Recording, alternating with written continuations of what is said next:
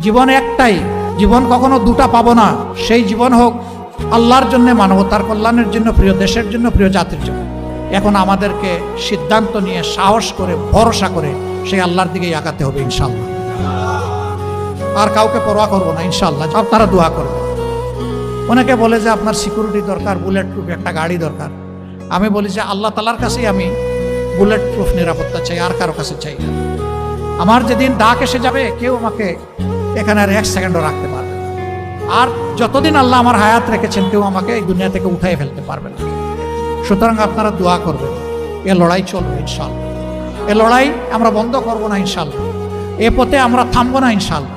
আমাদের সামনে হিমালয় পর্বত দাঁড়ায় গেলেও আল্লাহ তাআলার শক্তির সাহায্যে সেই হিমালয় পর্বত আপনাদেরকে, জাতিকে সাথে নিয়ে ইনশাআল্লাহ আমরা টপকাবো। নিজে দুর্নীতি করবেন না এবং কোনো দুর্নীতিবাজকে প্রশ্রয় দেবেন না। সমাজের সর্বক্ষেত্রে ন্যায় বিচার প্রতিষ্ঠা হবে, বিচার বিভাগ স্বাধীন হবে।